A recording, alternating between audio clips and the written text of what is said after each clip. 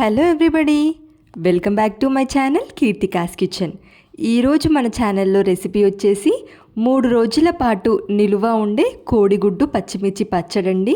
వేడివేడి అన్నంలో చాలా బాగుంటుంది. అదేవిధంగా సింపుల్ రెసిపీ ఎలా ప్రిపేర్ చేయాలో ఈ వీడియోలో చూడండి. ముందుగా మిక్సీ జార్ తీసుకొని ఇందులో ఒక 12 పచ్చిమిర్చి వరకు వేసుకోండి.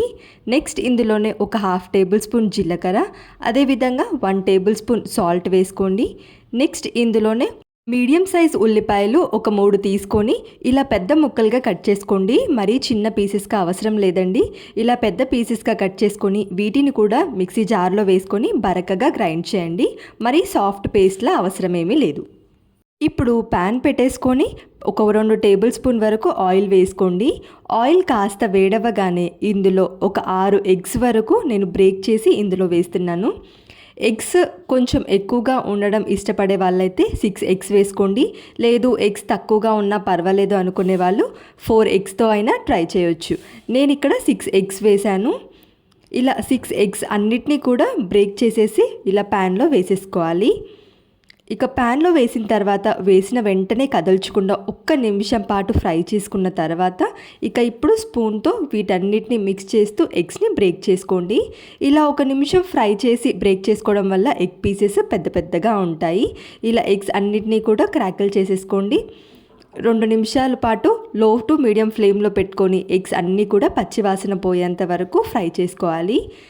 ఇలా ఫ్రై చేసుకున్న ఈ ఎగ్స్ మొత్తం కూడా వేరే ఒక ప్లేట్లోకి ట్రాన్స్ఫర్ చేసేసుకోండి. నెక్స్ట్ ఇప్పుడు అదే ప్యాన్లో 1 టేబుల్ స్పూన్ వరకు ఆయిల్ వేసుకోండి. ఈ కోడిగుడ్డు పచ్చిమిర్చి పచ్చడికి కొంచెం ఆయిల్ ఎక్కువగానే పడుతుంది కాబట్టి ఒక 2 టేబుల్ స్పూన్ ఆయిల్ వేసుకొని ఇందులోనే ఒక 1/2 టేబుల్ స్పూన్ వరకు ఆవాలు వేసుకోండి. నెక్స్ట్ ఇందులోనే ఒక 1/4 టేబుల్ స్పూన్ వరకు జీలకర్ర, అదేవిధంగా 1 టేబుల్ స్పూన్ పోపు, పచ్చిశనగపప్పు, మినప్పప్పు వీటన్నిటిని కూడా వేసుకొని ఫ్రై చేసుకోవాలి. నెక్స్ట్ ఇందులోనే ఒక గుప్పెడు కరివేపాకు వేసుకొని ఫ్రై చేసుకున్న తర్వాత మనం ముందుగానే గ్రైండ్ చేసి పెట్టుకున్న పచ్చిమిర్చి ఆనియన్ పేస్ట్ ఉంది కదండి, అది కూడా ఆయిల్లో వేసేసుకోవాలి. ఈ పచ్చిమిర్చి ఆనియన్ పేస్ట్ వేసిన తర్వాత ఈ ఆనియన్స్లో వాటర్ కంటెంట్ వస్తుంది చూడండి, ఈ వాటర్ మొత్తం పోయేంత వరకు బాగా ఫ్రై చేసుకోవాలి. మీడియం ఫ్లేమ్లో పెట్టుకొని మనం ఇక్కడ యూజ్ చేసిన అన్నీ కూడా పచ్చివే కాబట్టి ఈ పచ్చివాసన పోయి ఆయిల్లో నుండి సపరేట్ అయ్యేంత వరకు కూడా మీడియం ఫ్లేమ్లో పెట్టుకొని బాగా ఫ్రై చేసుకోవాలి. ఇలా ఫ్రై చేసుకున్న తర్వాత ఇందులోనే 1 టేబుల్ స్పూన్ వరకు పసుపు వేసుకొని వీటన్నిటిని కూడా బాగా ఫ్రై చేసుకోవాలి. మనం చేసే ఈ పచ్చడి మనం కేవలం పచ్చిమిర్చితో మాత్రమే చేస్తున్నాము. ఇందులో కారం ఏమీ వేయం కాబట్టి కొన్ని పచ్చిమిర్చి ఎక్కువగా పడుతున్నాయి ఇందులో. ఇలా ఆయిల్లో నుండి సపరేట్ అయ్యేంత వరకు కూడా పచ్చిమిర్చి ఆనియన్స్ బాగా ఫ్రై చేసుకున్న తర్వాత ఇందులో మనం ముందుగానే ఫ్రై చేసి సైడ్కి పెట్టుకున్న ఈ ఎగ్ మిక్చర్ ఉంది కదండి, ఈ ఎగ్ కూడా ఇందులో వేసేసుకోవాలి. ఎగ్స్ వేసుకున్న తర్వాత లో ఫ్లేమ్లో పెట్టుకొని ఒక 2 నిమిషాల పాటు బాగా ఫ్రై చేసుకోవాలి. ఎగ్స్ వేసిన తర్వాత ఒక 2 నిమిషాలు బాగా ఫ్రై చేసుకున్న తర్వాత ఈ స్టేజ్లో ఒకసారి టేస్ట్ చూడండి.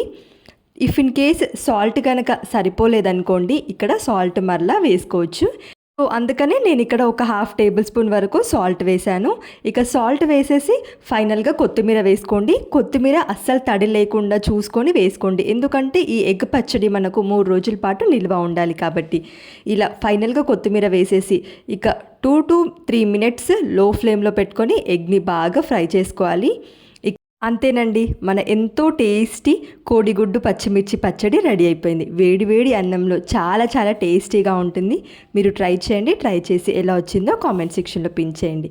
వీడియో కనుక నచ్చితే లైక్ చేయండి. ఇలాంటి మరిన్ని ఇంట్రెస్టింగ్ రెసిపీస్ కోసం ఛానల్ని సబ్స్క్రైబ్ చేయండి. Thank you for watching.